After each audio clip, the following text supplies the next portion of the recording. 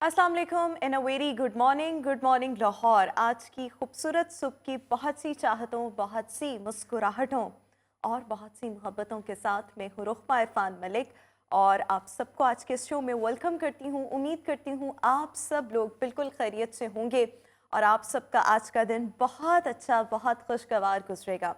Show के आगाज़ में सबसे पहले ज़रा हम वेदर अपडेट ले लें, जिसके लिए हमारे साथ हमारे कॉरेस्पॉन्डेंट अवैस मौजूद हैं। अवैस, बताइएगा आज कैसा रहने वाला है मौसम, क्योंकि सर्दी की शिद्दत में इजाफा होता चला जा रहा है।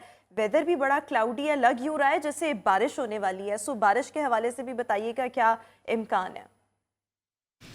जी बिल्कुल जी, बागों के शहर लाहौर के अगर मौसम की बात की जाए तो शहर लाहौर पर शदीद सर्दी जो है इस वक्त बरस ली है। शहर लाहौर को धुंध ने अपनी लपेट में रखा है और उसके साथ साथ जो है ठंडी हवाएं जो है वो शहर लाहौर पर चल रही है, जिसके बाद काफ़ी जो है वो सर्दी महसूस की जा रही है। और शहर लाहौर का करंट दर्जा हरारत अगर बताऊँ तो शहर लाहौर का मौजूदा दर्जा हरारत जो है वो 60 डिग्री सेंटीग्रेड तक रिकॉर्ड किया जा रहा है। और महकमा मौसमियात के मुताबिक आज शहर लाहौर का ज़्यादा से ज़्यादा दर्जा हरारत जो है वो 13 डिग्री सेंटीग्रेड तक रिकॉर्ड किया जाएगा और कम से कम दर्जा हरारत जो है वो 5 डिग्री सेंटीग्रेड तक रिकॉर्ड किया गया है। और अगर हवा में नमी के तनासब की बात करूँ तो हवा में जो नमी का तनासब है वो 88% रिकॉर्ड किया जा रहा है और हवाएं 5 किलोमीटर फी घंटा की रफ्तार से चल रही है।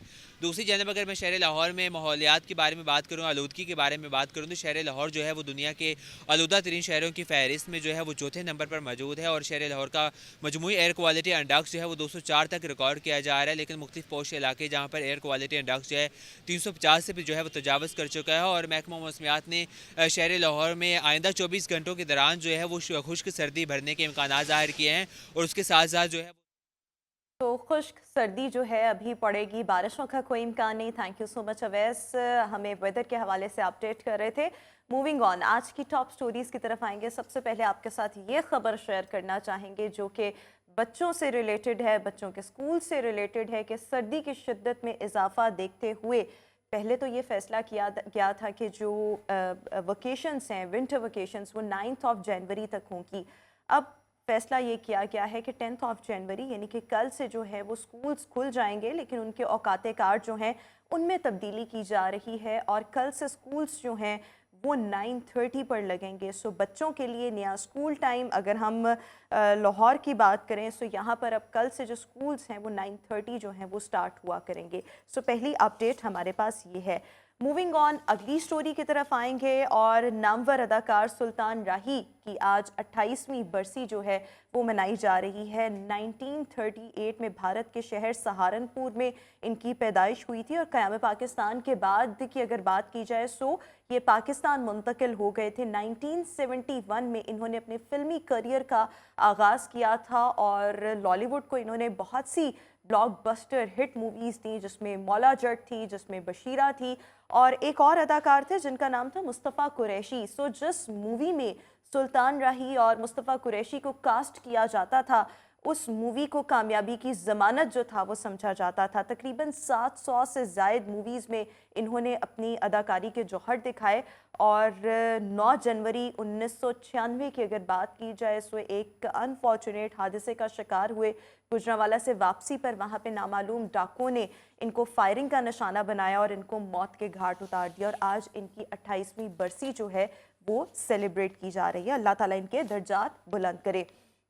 आगे बढ़ते हुए आपके साथ शेयर करेंगे कि भारतीय गुलकारा ने 140 से ज़ुबानों में से ज़ायद जो ज़ुबानें हैं उनमें परफॉर्म करके Guinness book of world record जो है वो दर्ज किया है, करवाया है, उसमें अपना नाम बनाया है। इसके हवाले से अगर आपको बताएं तो नवंबर में दुबई में मौसमियाती तब्दीली के हवाले से एक कॉन्सर्ट का इनेकाद किया गया, जिसमें इस गुलकारा ने 9 घंटे में 140 ज़ुबानों में परफॉर्म करके सबको हैरान कर दिया। सब हैरान थे, सब परेशान थे कि ऐसा कैसे हो गया। 10 गाने नहीं, 20 नहीं, 30 नहीं, 40 नहीं, 140 ज़ुबानों में परफॉर्म करके सबको हैरान और परेशान करके ऑब्वियसली इन्होंने Guinness book of world record जो था वो कायम कर लिया। आखिर में एक इंटरेस्टिंग किस्म की वीडियो है जो आपके साथ शेयर करना चाहेंगे और वो वीडियो है भारत से, जहां पर एक शादी की तकरीब हो रही थी और इस शादी की तकरीब में आप देख सकते हैं कि किस तरह से ये जो एक कुत्ता है ये वहाँ पर मौजूद जो दुल्हन थी उस बेचारी के पीछे पड़ गया। अब दुल्हन आगे आगे, कुत्ता पीछे पीछे और ऐसे लग रहा था शायद कोई मूवी का जो है वो सीन चल रहा है। ऐसा ही ये वाकया जो था वो एक दुल्हन के साथ भारत में पेश आया, जिसकी वीडियो जो थी वो देखते ही देखते सोशल मीडिया पे वायरल हो गई। सो हमारी आज की टॉप स्टोरीज ये थी। इसी के साथ अभी हम शो में एक ब्रेक शामिल करेंगे, वापस आएंगे ब्रेक के बाद। आज के शो का आगाज़ करेंगे आज के हाईलाइट्स के साथ, हेल्थ एंड फिटनेस सेगमेंट के साथ। So stay with us and good morning.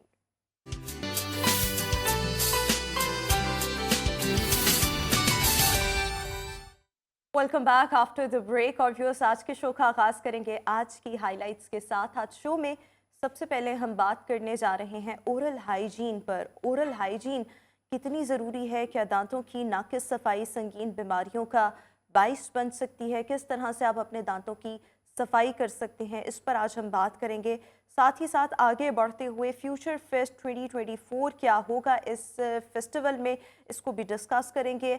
आपकी मुलाकात करवाएंगे सोशल मीडिया पर वायरल एक फार्मासिस्ट से जो कि सस्ती अद्वियात जो हैं बेचते हैं। फिर मज़ीद आगे बढ़ते हुए बात करेंगे लाइसेंस की जो फ़ीस में इजाफा किया जाने वाला है 10 जनवरी से, और इसकी डिटेल्स भी आपके साथ शेयर करेंगे। आखिर में आप सबका आज का दिन कैसा रहेगा ये भी आपके साथ शेयर करेंगे। सो अभी हमारा है हेल्थ एंड फिटनेस सेगमेंट, जिसमें आज हम बात करने जा रहे हैं आप सबके दांतों की सेहत को लेकर।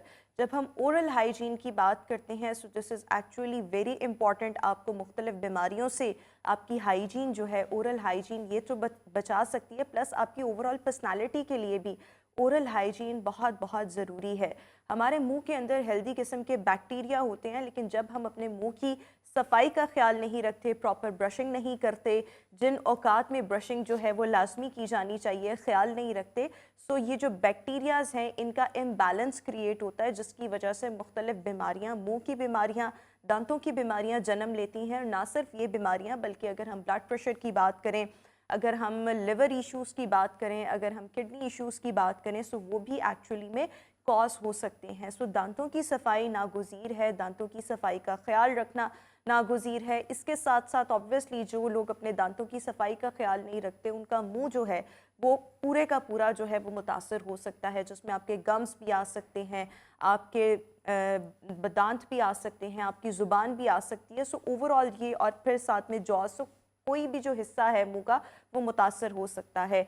सो कितनी इम्पॉर्टेंट है ओरल हाइजीन, और जो लोग ओरल हाइजीन का ख्याल नहीं रखते उनको किस किस्म के कॉन्सिक्वेंसेस का सामना करना पड़ सकता है, इस पर आज हम बात करने जा रहे हैं। मेरे साथ इस वक्त शो में मौजूद हैं डेंटिस्ट हैं, ऑर्थोडोंटिस्ट हैं, डॉक्टर एनी हसन इस वक्त शो में मौजूद हैं।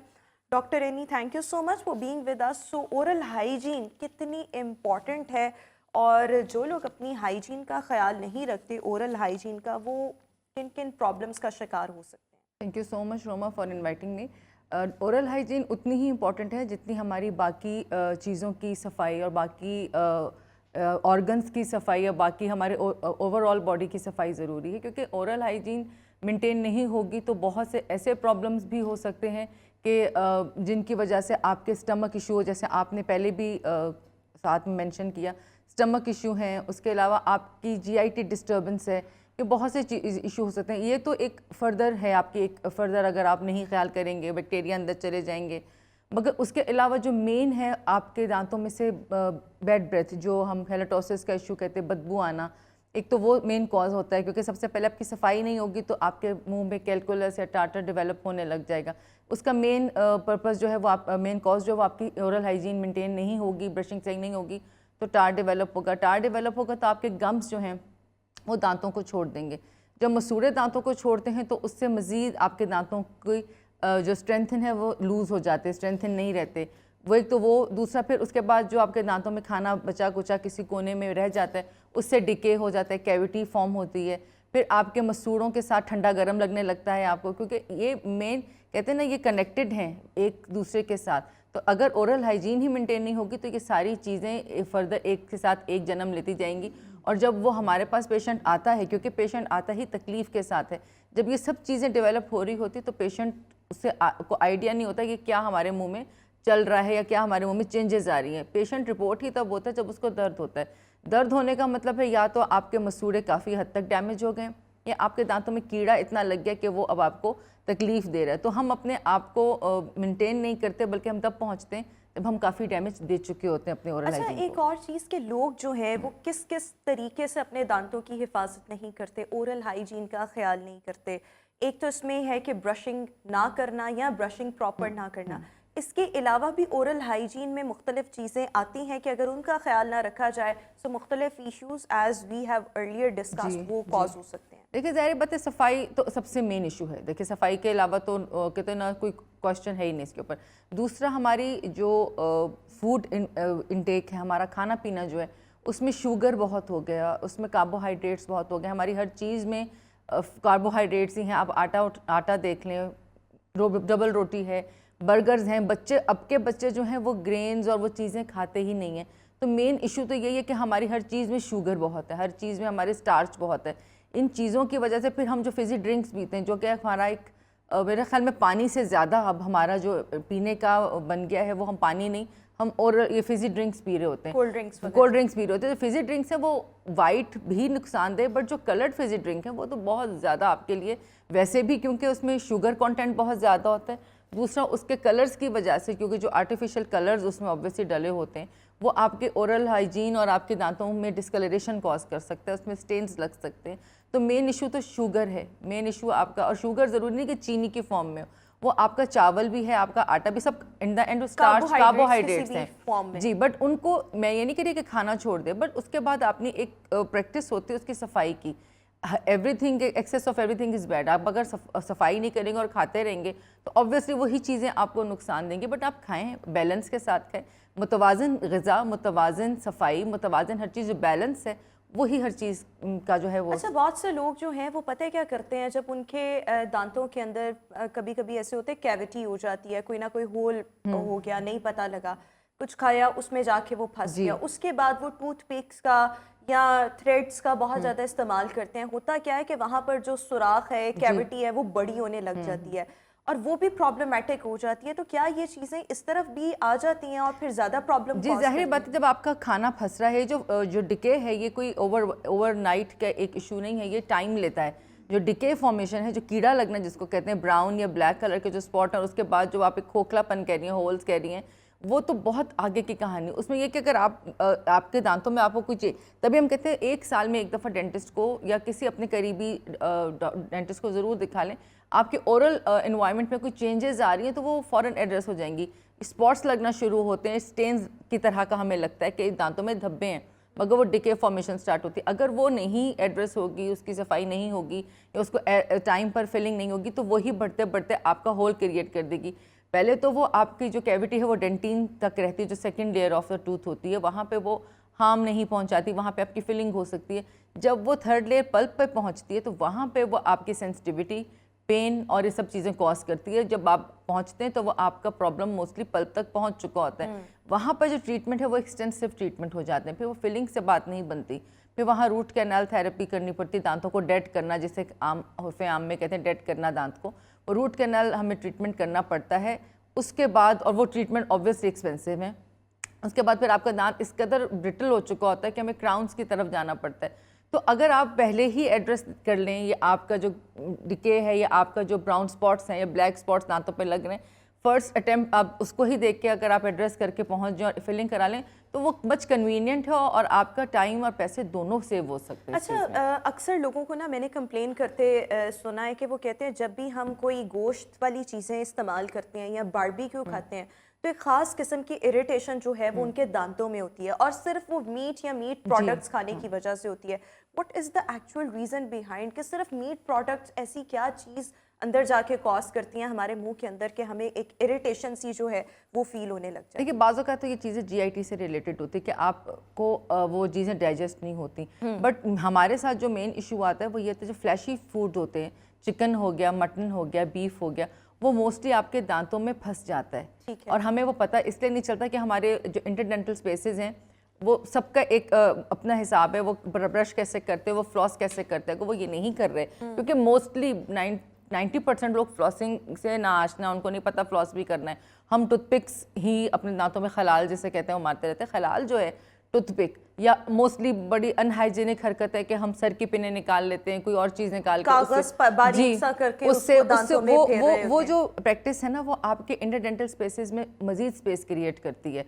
हमें लगता है कि वो चीज़ हमने निकाल तो ली, वो ऑब्वियसली टाइम से प्लक आउट तो हम कर लेते हैं, बट हम वहाँ पे इंटरडेंटल स्पेस क्रिएट करते जाते हैं। बाय द टाइम वो स्पेस इतने बढ़ जाते हैं कि वो आपके खाने वहाँ फंसने लग जाते हैं, और उसके अलावा आपके दांतों में एक मिर्चें और एक सनसनाहट होने लगती है, क्योंकि वो मसूड़े जो हैं वो दांत को छोड़ देते हैं।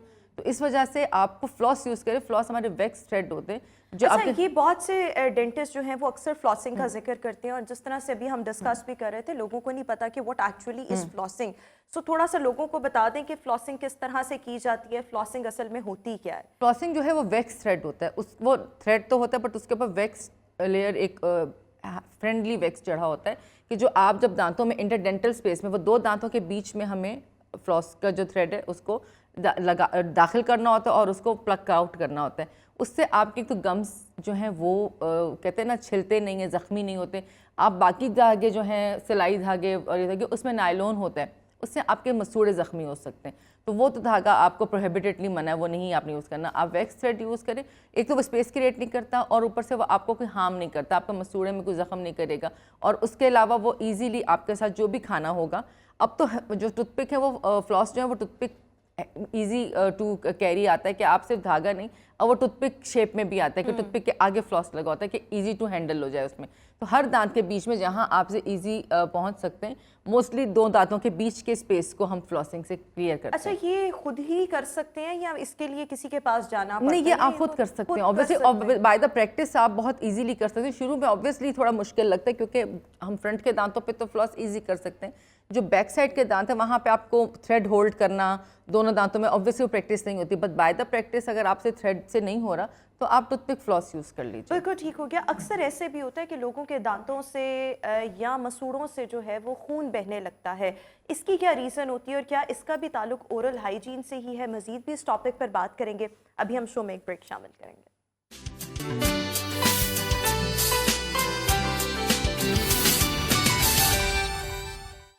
Welcome back after the break. और व्यूअर्स, हम बात कर रहे हैं ओरल हाइजीन कितनी इम्पॉर्टेंट है, और आप अगर अपनी हाइजीन का, ओरल हाइजीन का ख्याल नहीं रखते तो आप किन किन बीमारियों का शिकार हो सकते हैं। हमारे साथ डॉक्टर एनी हसन इस वक्त शो में मौजूद है। डॉक्टर साहब, एक और चीज़ अगर मैं ये जानना चाहूँ कि अक्सर लोगों के मसूड़ों से खून बहने लगता है या दांतों से कभी कभी खून निकलने लग जाता है, मोस्ट ऑफ द टाइम इसकी क्या रीज़न होती है और इसका क्या ताल्लुक होता है ओरल हाइजीन के साथ? मसूड़ों की कमज़ोरी को या मसूड़ों में इन्फ्लेमेशन को, सोजिश को, आप फिर वही वाली बात है, आ जाके हर चीज़ आपकी सफाई और आपकी ब्रशिंग और आपकी इन चीज़ों पे आके ख़त्म होती है। मसूड़ों की सोजिश हो जाती है आपका प्रॉपर ब्रश ना करने की वजह से। मोस्टली लोग ब्रश अच्छा करते हैं, और जो कि कहते भी हैं कि हम करते हैं ब्रश करना और ब्रश को प्रॉपर करना ये दो अलग चीज़ें हैं। ब्रश तो सब करते हैं, मतलब जनरली अगर आप देखें तो ब्रश को 2 से ढाई मिनट, बल्कि 2 से 5 मिनट के टाइम ड्यूरेशन में फिक्स किया गया कि इतने टाइम में आप ब्रश करना है। उतना टाइम कोई भी ब्रशिंग को नहीं देता, विद इन सेकेंड्स हम ब्रश करके फ्री हो जाते हैं। हमारी जब खाने पीने, जब हमारे मसूड़े की सतह कहीं पे भी ब्रशिंग से रह जाती है और वहाँ पे खाना फंसा रहता है, क्योंकि ज़ाहिर बात है जब आप मुँह से, आप दांतों से खाना चबाते हैं, च्यू करते हैं, तो खाना इतने बारीक हिस्सों में कहते हैं बिखर जाता है कि आपको पता नहीं होता कि आपके कहाँ कहाँ किस हिस्से में दांत में खाना, फूड इन्फेक्शन हो गई, खाना फंस चुका है। एक तो ब्रशिंग के बाद फिर हमें ओरल हाइजीन के लिए माउथ वॉशेज़ यूज़ करने पड़ते हैं। कुछ चीज़ें आपकी जो लोकल इन्फ्लेमेशन हो जाती है वो आपके माउथ वॉशेज़ कवर कर लेते हैं। प्रॉपर माउथ वॉश को यूज़ करें। प्रॉपर माउथ वॉश को तो लोग मोस्टली फुल ग्लासेस भर के माउथ वॉश डाल देते हैं या खाली माउथ वॉश यूज़ करते हैं। इक्वल क्वांटिटी में माउथ वॉश, अगर आपको डाइल्यूट करना है तो इक्वल क्वांटिटी ले लें। अगर आप जितना माउथ वॉश ले लें उतना पानी ले लें, नॉट एक फुल ग्लास में आप एक कप डाल लीजिए। माउथ वॉश कीजिए, फ्लॉसिंग कीजिए, ब्रश कीजिए। और अगर फिर भी आपको लगता है कि ये कंप्लेन है तो उसके लिए जिंजवाइटिस एक इशू है, जो कि मसूड़ों की इन्फ्लेमेशन का, जो जंजाइवा है हमारा मसूड़ा, उसकी इन्फ्लेमेशन को ये प्रॉब्लम कहते हैं, उसका ट्रीटमेंट है। तो उसके लिए अगर आपको लग रहा है कि बारहा ये सब करने पर भी आपकी जो ब्लीडिंग है या जो आपकी मसूड़ों से खून आ रहा है वो नहीं रुक रहा, तो डॉक्टर को ज़रूर दिखाएं। मे बी वो ट्रीटमेंट की ज़रूरत हो आपको, वो ज़रूरी नहीं कि ओरल हाइजीन हो, वो मे बी कोई जिंजवाइटिस का इशू हो आपको, जिसकी वजह से अगर आप वो जिंजाइवल इशू एड्रेस नहीं करेंगे तो दांत उससे लूज हो सकते हैं। बिल्कुल ठीक हो गया। हमारे साथ एक कॉलर है बिलाल। अस्सलाम वालेकुम बिलाल, जी वालेकुम। क्या जानना चाहेंगे आप? मैंने ये पूछना है डॉक्टर साहब से कि ये तो क्राउन या ब्रिज लगवाते हैं, तो इसका प्रोसीजर क्या है और काफी एक्सपेंसिव है ये, तो इसको मतलब कहाँ, मतलब अगर हम इसको कोई मतलब रीजनेबल प्राइस में करवाना चाहें तो उसका क्या तरीका हो सकता है, इसके बारे में क्राउन और ब्रिजेस का आप पूछ रहे हैं, राइट? क्राउन और ब्रिजेस का ये पूछ रहे हैं कि काफ़ी एक्सपेंसिव होता है, इसका प्रोसीजर क्या है और इकोनॉमिकल अगर करवाना चाहें तो कहाँ से करवाया जा मोस्टली सकता है? क्राउन या ब्रिज हम वही देते हैं जहाँ पे हमारा क्राउन हम वहाँ देते हैं जब हमें रूट कैनाल कर देते हैं, तो दांत रूट कैनाल करने के बाद ज़रा कमज़ोर हो जाता है, उसके ऊपर फिलिंग ठहर नहीं सकते, कि फिलिंग ठहरेगी भी तो दांत का कोई पोर्शन टूटता रहेगा और आपकी रूट कैनाल वेस्ट हो जाती है। मतलब चोली दामन का साथ है, अगर रूट कैनाल कराएंगे तो आपको मोस्टली क्राउन कराना पड़ता है। इट्स नॉट नेसेसरी कि हर दफ़ा, बट 90% आपको क्राउन की ज़रूरत रहती है। ब्रिजेस आप वहाँ कराते हैं कि जहाँ आपका कोई इडेंचुलस एरिया रह गया, जैसे आपने बचपन में दाढ़ एक निकलवा दी और वो हिस्सा खाली और वहाँ मोस्टली खाने में आपकी चीज़ें फंसने लगती हैं, तो जो एक खाली है और दो दांतों को एंकर यानी दो दांतों की सपोर्ट के साथ अगर हम बनाते हैं वो ब्रिज होता है। एक दांत क्राउन कहलाता है, एक से ज़्यादा दांतों के सेट को ब्रिज कहते हैं। ब्रिज वहीं लगता है जहाँ आपका दांतों पे दांत के ऊपर दांत होगा तो क्राउन लगेगा, मतलब कोई सपोर्ट होगी तो उसके ऊपर हम कवर या होल, आम लफ्ज़ों में जो कहते हैं होल या कवर चढ़ा सकते हैं। अगर आपका दांत है ही नहीं, इडेंचुलस पार्ट है, वहाँ से एक्सट्रैक्शन हो गई, दांत आपने कभी बचपन में परमानेंट दांत निकलवा दिया, वहाँ स्पेस आ गई, तो वहाँ पे ब्रिजेस लगते हैं। या इम्प्लांट्स होते हैं, इम्प्लांट्स जो हड्डी में फिक्स होता है, उसमें आपने जो ब्रिजेस हैं उसमें 7 के दांतों को हमें काटना पड़ता है, उतनी लेंथ में लाना पड़ता है कि जितने हम जब ब्रिज लगाएं तो वो ओरिजिनल शेप में आ जाएं। जो इम्प्लांट्स हैं वो हड्डी में फिक्स होते हैं, ये दोनों महंगे हैं। इम्प्लांट्स तो काफ़ी एक्सपेंसिव ट्रीटमेंट है, जो हड्डी में फिक्स होता है और वो एक ही दांत है, उसके साथ आपके दांतों में कटिंग या आपके दांतों में कुछ भी खराबी नहीं होती। जो ब्रिजेस हैं वो अब बहुत ज़्यादा एक्सपेंसिव नहीं है, क्योंकि अब मटीरियल है, अब आप डॉक्टर्स हैं, अब आपके पास पहले चंद डॉक्टर्स थे, चंद लोग काम करते, तब तो मल्टीपल डॉक्टर्स हैं, मल्टीपल आपके पास ऑप्शंस हैं। लेकिन रीजनेबल कैसे करवाया जा सकता है? क्या देखिए इसका कुछ कोई चीज़ें हल है? रीज़नेबल हो नहीं सकती इनकी, ये हम क्योंकि ये मेकिंग होती है और ये आपको लैब चार्जेस होते हैं, जैसे कोई चीज़ें हैं, कोई टेस्ट हैं जो आपके नहीं सस्ते हो सकते, तो ये उन्हीं में से, क्योंकि ये डॉक्टर के नहीं होते हाथ में, हम सिर्फ कटिंग करके ये प्रोसीजर्स लैब में भेजते हैं और ये लैब से मेकिंग होकर आती है, तो ऑब्वियसली जो उनके चार्जेस होते हैं हमें उनसे, यानी कि ये इकोनॉमिकल हो नहीं सकता। इकोनॉमिकल अभी देखिए, अभी अगर आप 5 to 6,000 भी आजकल एक क्राउन लग रहा है तो that is not much expensive. हम ये चीज़ें, अगर आप ऑनेस्टली इन चीज़, मैं वही कह रही हूँ, अगर आप इन चीज़ों से पहले की स्टेजेस पे अगर आप चले जाएंगे तो ये चीज़ें आ नहीं सकती। यहाँ पे नौबत ही ना आने हाँ, दें। बिल्कुल बस ठीक। हाँ। हमारे साथ एक और कॉलर है, बुशरा। अस्सलाम वालेकुम बुशरा। कॉल जो है वो ड्रॉप हो चुकी है। बस क्विकली आप ये बता दें कि दांतों की सेंसिटिविटी को किस तरह से अवॉइड किया जा सकता है और ओवरऑल ओरल हाइजीन के लिए हमें क्या क्या करने की जरूरत है? एक एज में हमें तो, एक लेटर एज में तो हमारा इनामल काफ़ी डाउन हो जाता है द पैसेज ऑफ टाइम, वो तो आपका नेचुरल है, उसमें आपकी सेंसिटिविटी के लिए फ्लोराइड थेरेपीज़ वगैरह हैं, बट हमारे दांतों में अगर सेंसिटिविटी हो रही तो उसका कॉज देखिए। अगर कॉज ऐसा है कि आपकी सेंसिटिविटी पेस्ट के साथ, क्योंकि टाइम से बाज़ों का ब्रश नहीं करते, ऊंच नीच होने से आपकी ठंडा गर्म लगने लगता है, बट वो विद हम माउथ वॉशेज या पेस्ट की हेल्प से पेशेंट को कहते हैं अगर इससे सबसाइड नहीं होता तो फिर हमें फ्लोराइड थेरेपीज़ देते हैं, हम फ्लोराइड वार्निशेस करते हैं कि आपके लिए ऊपर जो अगर इनामल, क्योंकि इनामल की लेयर थिन होने से सेंसिटिविटी कॉज होती है, अगर इनामल नहीं आपका रब ऑफ हो जाता है तो वो आपका सेंसिटिविटी कॉज करता है, तो हम उसमें फ्लोराइड वार्निशेस का ट्रीटमेंट करते हैं। उसके अलावा हम पेशेंट्स को गाइड करते हैं कि किन चीज़ों से फिर वो अपने आप को बचाएंगे तो सेंसिटिविटी कंट्रोल करेंगे। बट मार्केट में अच्छे पेस्ट हैं, बट मैं आपके प्रोग्राम से कहूँगी कि जो मार्केट में एक पेस्ट है जो सेंसिटिविटी के लिए आता है, बट वो जनरल यूज़ के लिए नहीं करें। जैसे आपको अगर सेंसिटिविटी नहीं है तो हमें वो पेस्ट नहीं यूज़ करना चाहिए। बिल्कुल ठीक। कोई भी अपने दांतों के मेडिकेटेड हिसाब कोई भी से जो मेडिकेटेड चीज़- पेस्ट हमें विदाउट प्रिस्क्रिप्शन यूज़ नहीं करना चाहिए। बिल्कुल ठीक हो गया। Thank you so much doctor बहुत रेनी शुक्रिया रोमा, हसन बहुत हमारे साथ मौजूद थी। जो अभी एक ब्रेक, आपसे मुलाकात करेंगे एक ब्रेक के बाद।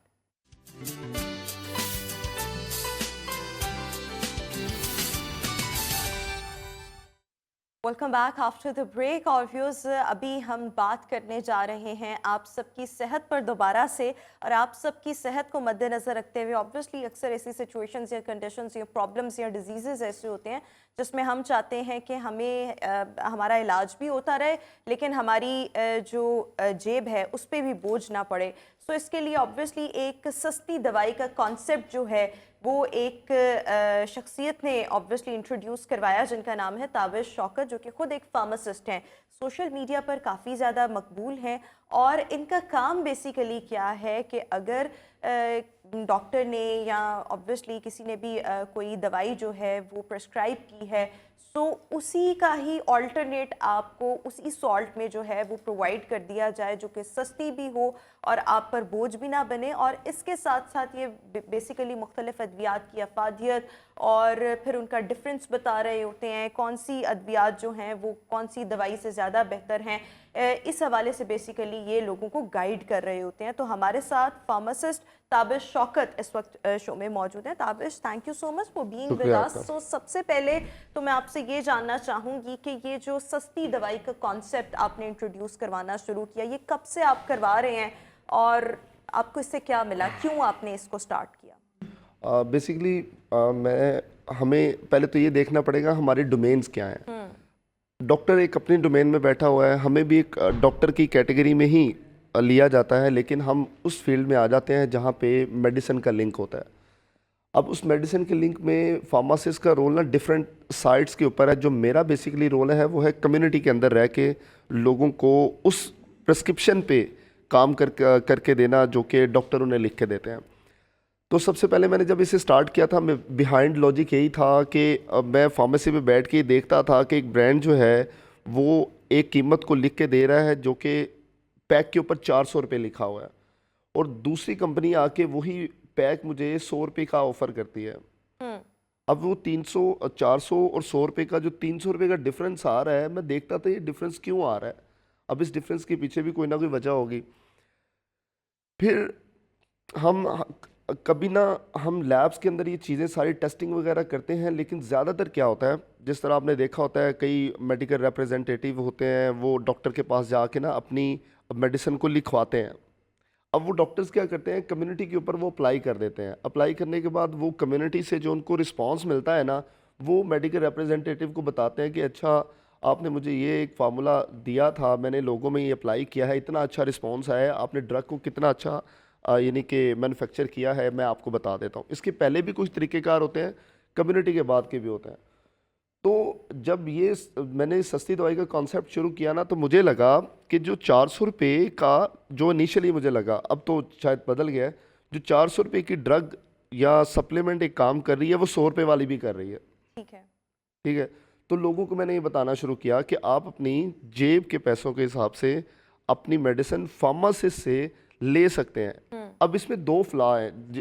पीछे एक इशू आया था, वो ये था कि जेनेरिक के ऊपर काम किया जाए।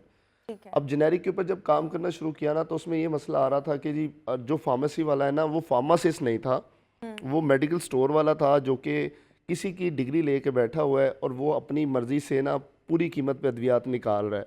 ठीक है। तो उस पर हम कामयाब नहीं हो पा रहे थे, तो इसे मैंने इनिशिएट किया। सस्ती कितना दवाई अर्सा हो गया? मुझे 1.5 साल हुआ है। 1.5 साल हो गया। तो अभी तक कितने लोगों ने आपसे फ़ायदा उठाया और कौन कौन से रीजन के लोगों ने आपसे फ़ायदा उठाया? अच्छा, बेसिकली मेरे पास एक टीम काम कर रही है जो कि एक ही नंबर के ऊपर यानी कि पूरा दिन बैठ के लोगों को रिप्लाई करते हैं। दो तरह से काम हो रहा है। एक वो प्रोडक्ट जो कि सप्लीमेंट बेस होती हैं, सप्लीमेंट बेस ऐसी प्रोडक्ट जिस तरह मल्टीविटामिन्स में आप कंबाइन फार्म ले लें, अलहदा ले लें, बी कॉम्प्लेक्स ले लें, विटामिन सी ई जिस तरह है, और इस तरह ड्रग्स के ऊपर काम हो रहा है। यानी कि जितने भी लोग मेरे नंबर पे मुझे कांटेक्ट करते हैं, मेरी व्हाट्सएप की जो टीम है उसे बताती है, समझाती है, और वही डॉक्टर की पर्ची को मैं जो कि वो 15,000 20,000 रुपये की मेडिसिन ले रहा था, उसको मैं 5,000 में शिफ्ट कर देता हूँ। अच्छा, तो लोगों की तसल्ली होती है। पिछले 1.5 साल से आप ये काम कर रहे हैं, कहाँ पर ये काम कर रहे हैं? मैं बेसिकली शादरा में मैंने कम्युनिटी फार्मेसी पे अपना सेटअप स्टार्ट किया। 2 साल मैंने वहाँ पे लगाए। मैं 2029 का मतलब 2019 का ग्रेजुएट हूँ। अभी 4 साल हुए ग्रेजुएट हुए। 2 साल जब मैंने फार्मेसी पे लगाया तो मुझे आइडिया हो गया कि अच्छा ये चल क्या रहा है। तो फिर मैंने लोगों को सोशल मीडिया पे बताना शुरू कर दिया। उस पे लोगों ने मुझे कांटेक्ट किया, और जिस तरह कांटेक्ट किया तो मैं उन्हें प्रिस्क्रिप्शन के लिए ज़्यादातर जो लोग आपके पास आते हैं वो किस सोशो इकोनॉमिक स्टेटस से बिलोंग कर रहे होते हैं? ज़्यादातर गरीब लोग होते हैं या जो अफोर्ड कर सकते हैं वो भी आपके पास आते हैं कि हमें इसको सस्ती दवाई में कन्वर्ट कर दें? अच्छा, ये लॉजिक अच्छी है। वो ये है कि हर तरह के लोग आ रहे हैं। अब ये ना कही कि जिसके पास पैसे है वही आएगा, जिसके पास पैसे नहीं है वो तो चलो आ ही रहा है ना, जिसके पास पैसे पैसे हैं वो भी मेरे पास आ रहा है और मुझे कम्युनिटी हाउ में डू दे डिफरेंस नहीं लग रहा। Contact you? लोग आपसे कैसे रब्ता करते मैं हैं? व्हाट्सएप नंबर देता हूँ, Online? सोशल मीडिया पे जो वीडियो चल रही होती है उसी पे लोग आ जाते हैं। सिंपल इज दैट, और कुछ नहीं है। अच्छा, सो फिर उस सोशल मीडिया पे जो आप नंबर जो है वो शेयर करते हैं, उससे लोग आपके साथ जुड़ते हैं, कनेक्ट होते हैं और वो आपको अपनी अद्वियात का बताते हैं कि हम ये हाँ, दवाइयाँ यूज खा कर रहे रहे हैं, हैं। हमें इसका मुख्तलिफ सॉल्ट जो हाँ, है वो सॉल्ट बताएं। मुख्तलिफ नहीं होता, हमें ब्रांड चेंज कर रहे हैं। ब्रांड चेंज करके विद द सेम सॉल्ट, और ये आप हाँ। उनको बताते हैं। तो कितने लोग जो हैं रोजाना की बुनियाद पर आपसे फ़ायदा उठाते हैं? मुझे व्हाट्सएप पे ना रेगुलर बेसिस पे मोर देन 300 मैसेज रिसीव होता है, जो कि मेरी टीम उन्हें डील करती है, बताती है, मतलब इन टच रहते हैं हम लोगों से। लेकिन आपको इससे क्या फ़ायदा है? अच्छा देखें, आप कह लीजिए कि स्टेटस हर बंदे को चाहिए, ठीक है, उसके साथ उसके सारे लवाजमात भी हैं। मुझे अगर 10-15 हज़ार रुपये की प्रिस्क्रिप्शन को मैं चेंज कर देता हूँ ना 5,000 रुपये में, उस 5,000 रुपये चेंज करने के बाद मुझे 1,000 रुपये प्रॉफिट है, तो वो प्रॉफिट कमा लेता हूँ, इतना सा फ़ायदा है। बिल्कुल ठीक हो गया। अच्छा, कभी कभी ऐसी कुछ अद्वियात होती हैं कि लोग आपके साथ कनेक्ट हों, लेकिन हो सकता है कि उसका कोई ऑल्टरनेट आपके पास ना हो, तो फिर ऐसी सिचुएशन में आप क्या करते हैं? वो ऐसे कभी कभी होता है, लेकिन मैं उसे भला के करता हूँ, फिर मैं सेम रहने देता हूँ, मजबूरी हो जाती है। लेकिन मोस्टली कितने % केसेस जो होते हैं वो आपसे खुश होकर जाते हैं कि अच्छा हमारी इतने की दवाइयाँ थी, हमें इतने के मिल गए? अच्छा, जो मुझे प्रिस्क्रिप्शन आती है ना, जिसका रिप्लेस नहीं होता ना, उस पर मुझे इशू होता है।